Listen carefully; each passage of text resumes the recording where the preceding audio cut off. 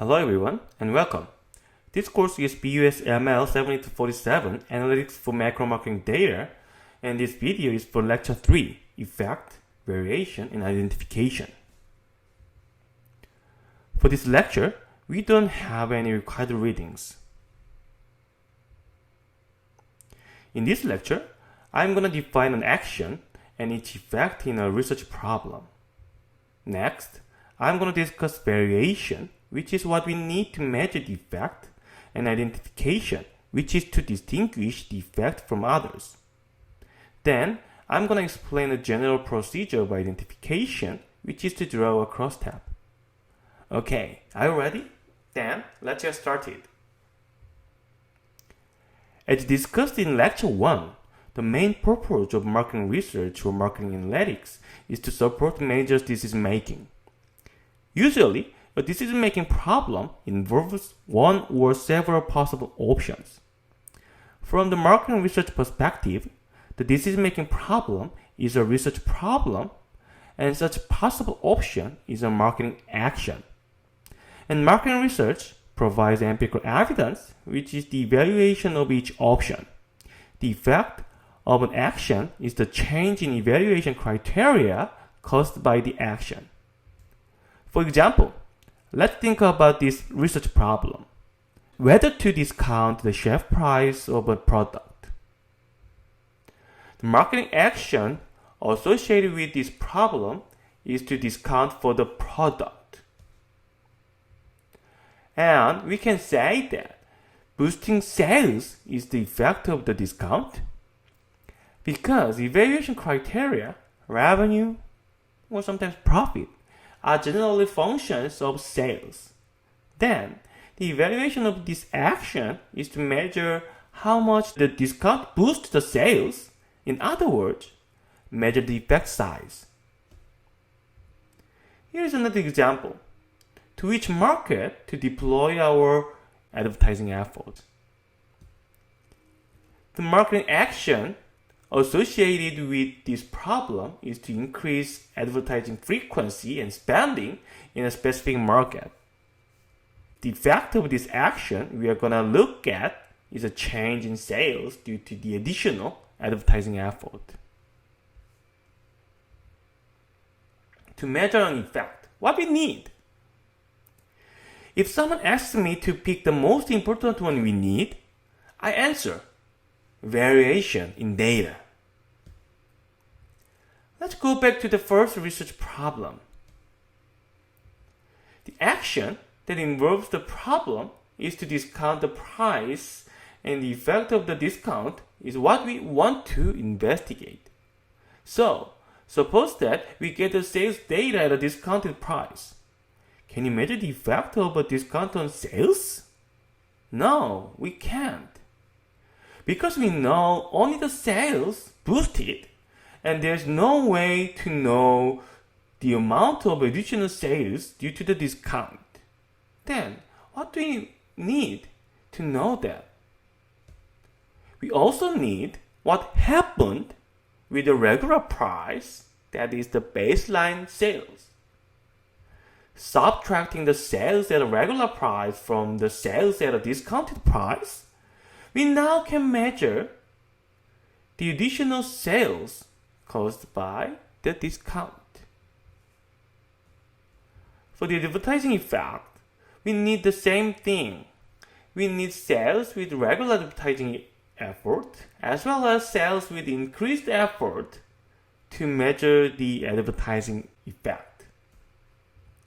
This implies if we want to look into the price effect on sales, we need to have a variation or fluctuation of pricing data.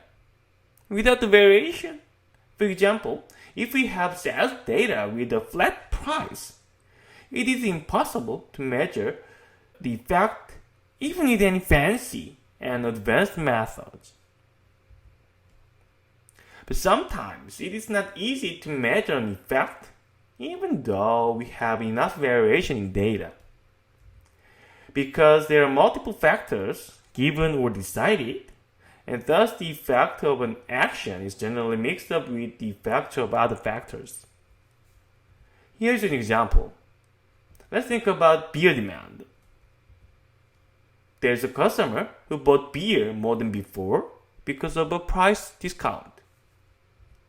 And there's another customer who bought beer more than before, but different reason, because it was 4th of July.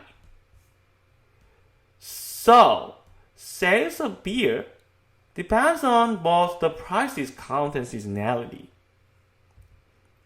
Identification is a procedure to separate out the effect we investigate from other effects. In the beer example, if we want to identify the price discount effect, we need to get rid of potential confounding factors such as seasonality. Then, how to identify? Identification of an effect is similar to conducting an experiment. When we do an experiment to investigate an effect, we design a treatment group and a control group with only one difference between them: the treatment or action that involves the effect. And any other factors must be constant or randomized. Identification of an effect requires the same conditions in data. We need two groups of observations where the action variable is the only one that distinguishes between the groups. Thus, the first step to identify an effect from others is to find those groups by drawing a cross tabulation, in short, crosstabs, or contingency table. This is an example. Beer again. For simplicity, suppose that there are only two price levels, $8, which is the regular price, and $6, which is the discounted price.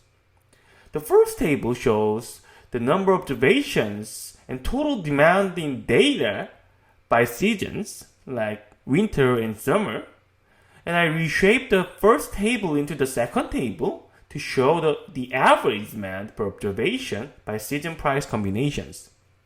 In this example, the table shows we observed the regular price only in the low demand season and the discounted price only in the high demand season.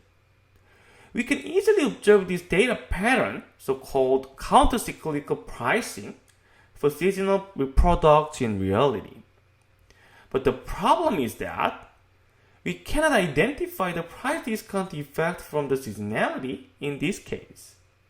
In the second table, the average demand increases from 2 to 2.78 when price changes from 8 to 6. But at the same time, season also changes from low to high. In other words, there are only two groups of observations, and price is not the only one factor that distinguishes between the groups. That is, we cannot identify and we cannot know where the demand increase came from. And how about this case? Suppose that we now have a regular price and discounted price observations in both seasons. As in the second table, we are now able to separate the price effect from the seasonality.